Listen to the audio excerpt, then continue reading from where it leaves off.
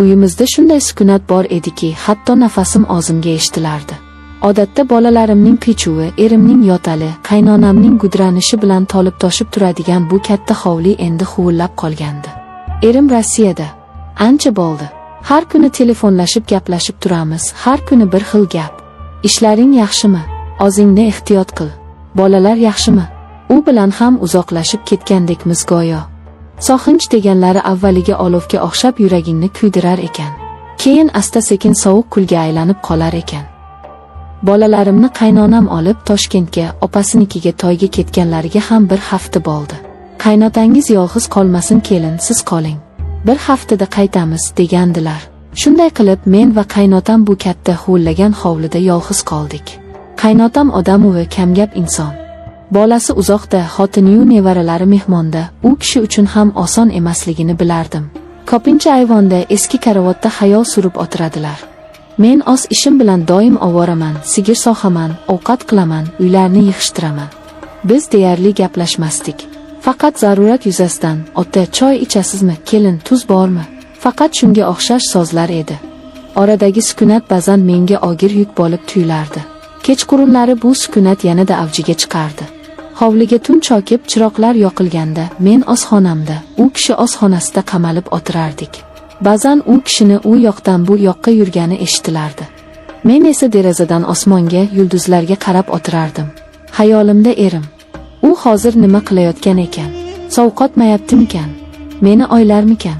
Ammo bu oylar ham endi avvalgidek yuragimni junbushga keltirmasdi. Xuddi eski yod bo'lib ketgan she'rni takrorlayotgandek edim. Bir kuni kechqurun yomg'ir quya boshladi. Bahor yomg'iri, uyimiz tomiga urilayotgan tomchilar sukunatni biroz bo'lsa-da buzardi. Bir kuni elektr o'chib qoldi. Butun hovlini zimziyo qorong'ulik bosdi. Telefonimning chirog'ini yoqib sham izlay boshladim. Oshxonadan bir dona sham topib yoqdim va qaynotamning xonasiga moraladim. U kishi deraza oldida tashqariga tikilib o'tirgan ekanlar. Ota chiroq ochdi. Sham olib keldim, dedim. U kishi sekin qaradi. Sham yorug'ida yuzlaridagi ajinlar yanada chuqurlashib bortib ko'rindi. Uning ko'zlarida chuqur bir charchoq, alam bor edi. Ha, kelin, rahmat. Shu yerga qo'ya qoling, dedilar past ovozda. Shamni stol ustiga qo'ydim. Xonadan chiqib ketmoqchi edim, lekin u kishining ovozi to'xtatdi. O'tiring, kelin. Bir ozim zerikdim. Bu taklifni kutmagandim. Ikkilanib eshik oldidagi kursiga o'tirdim. Ortada sham alangasi bizni bir-birimizdan ajratib turardi. Uzoq jim qoldik. Yomg'irning shovullashidan boshqa ovoz yo'q edi. Bolam bilan gaplashdingizmi? Nihoyat so'radilar. Ha, kecha gaplashdim. Yaxshi yuribdikan, dedim odatdagidek. Yana sukunat. Keyin u kishi kutilmaganda chuqur xo'rsindilar. Bu xo'rsiniqda soxinch mujassam edi. Pul topaman deb yoshligini xazon qilyapti bolam. Na bola chaqasining oldida, na ota-onasini. Hayotni mazasi qayoqda qoldi o'zi? Bu so'zlar yuragimga oqdek qadaldi. Chunki bu mening ham har kunlik oylarim edi. Erimning topgan puli rozxorga, imoratga ketardi. Ammo bizning o'tayotgan umrimizchi? Mening ayollik baxtim, uning yoshligichi? Hali hammasi yaxshi bo'lib ketadi, ota, dedim bazor. U kishi menga qaradilar. Bu safar nigohlari boshqacha edi. Bu qaynotaning keliniga qarashi emasdi. Bu bir erkakning dardini tushungan ayolga qarashi edi. Sizga ham qiyin, bilaman, qizim, dedilar. Yolg'izlik odamni yeydi. Shunda tomog'imga bir nima tiqildi. Ko'zlarimdan yosh qalqidi. Yig'lab yubormaslik uchun labimni qattiq tishladim. Men bu uyda bir xizmatkor, bir kelin edim. Hech kim mendan senga ham qiyinmi deb so'ramasdi. Hamma meni kuchli deb o'ylardi. Ammo men charchagandim. Bilmadim, deya pichirladim. Shu payt u kishi o'rnidan turib yonimga keldilar. Men seskanib tushdim. U kishi qo'lini yelkamga qo'ydi. Men o'shanda dadamni mehribon qo'llarini esladim. O'zimni tutib tura olmadim, yig'lab yubordim. Uzoq vaqt davomida unutilgan barcha dardlarim, so'xinchlarim, yolg'izligim ko'z yoshlarimga qo'shilib oqardi. U kishi hech narsa demadi. Faqat qo'li bilan yelkamni ushlab tasalli bergandek bo'ldi. Sham alangasi tebranar, ikkimizning devordagi soyalarimiz bir-biriga qo'shilib ketardi. Qancha vaqt shunday o'tirganimizni bilmayman. Yomg'ir tindi. Sham ham erib deyarli tugab qolgandi. Men ko'z yoshlarimni artdim. Kechiring, ota, dedim hijolat bo'lib. Hijolat bo'lmang, dedilar, o'shamayin. Ammo bu gal titroq ovozda. U kishi qo'lini yelkamdan olmadi. Aksincha barmoqlari bilan sochimni sekin siladi. Yuragim dukillab ketdi. Bu nima? Bu qanday holat? Aqlim tur, xonangga kir, bu gunoh deb bong urardi. Ammo tanam, ruhim qimirlashni istamasdi. Men shu mehrga, shu e'tiborga shunchalik tashna edimki, bu iliqlikdan voz kechkim kelmadi. U egilib yuzimga qaradi.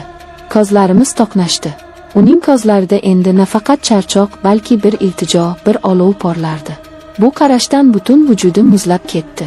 Qaynotam, erimning otasi. Bu fikr miyamda charx urardi.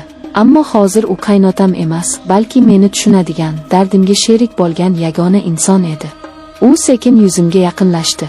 Men ko'zlarimni yumib oldim. Lablaridan aroqning hidi anqidi. Demak, yolg'izlikdan ichgan ekanlar.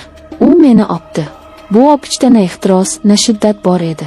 Bu ikki yolg'iz, yaralangan qalbning bir-biriga taskin berishga urinishi edi. Bu gunohkor, ammo shunchalik zarur bo'lgan bir taskin edi. Men qarshilik qilmadim. O'sha lahzada men na erimning xotini, na bu xonadonning kelini edim. Men shunchaki yolg'iz, mehrga zor bir ayol edim. Tong otdi. Chiroq yonib turgandi. Tunda qachon yonib, qachon o'chirganimizni eslay olmadim. O'rnimdan turib, yuzimni yuvdim. Hovliga chiqqanimda qaynotam allaqachon turib, ayvonda choy ichib o'tirardi. Unga ko'zim tushishi bilan kechagi voqea yodimga tushib, butun tanamga titroq kirdi. Uyat, qo'rquv, gunohkorlik hissi butun vujudimni qamrab oldi. U kishiga qaray olmadim. Salom berdim-u oshxonaga kirib ketdim. Nonushta tayyorladim, lekin og'zimning tomog'imdan hech nima o'tmadi. Dasturxon yozib, choynakni olib chiqqanimda, u kishi bilan yana yuzma-yuz bo'ldik. Uning nigohida ham xijolat bor edi. Biz hech narsa demadik, hech narsa bo'lmagandek nonushta qildik. Ammo oramizdagi sukunat endi boshqacha edi. Bu bombosh, sovuq sukunat emasdi. Bu sirlar bilan, aytilmagan so'zlar bilan, gunohning og'ir yuki bilan to'la bir sukunat edi. Biz endi bir-birimizga begona emasmiz. Bizni umrbod bir-birimizga bog'lab turadigan bir sir birlashtirib turardi. Kunlar o'tmoqda. Qaynonam va bolalarim ertaga qaytib kelishadi. Hovli yana shovqinga to'ladi. Erim yana telefon qiladi. Hayot o'z iziga tushib ketgandek bo'ladi. Ammo men bilaman, hech narsa endi avvalgidek bo'lmaydi. Bu hovlining devorlari, bu ayvon, bu xonalar hammasi mening gunohimga guvoh. Men har kuni qaynotamga duch kelaman. Biz bir-birimizga qisqagina qarab qo'yamiz. Uning nigohida men o'zimning aksimni, o'zimning sirimni ko'raman. Va bu katta uyda biz ikkimiz abadiy yolg'izmiz. O'zimiz yaratgan yolg'izlikda. Bu yolg'izlikning nomi yo'q. Ta'rifi yo'q.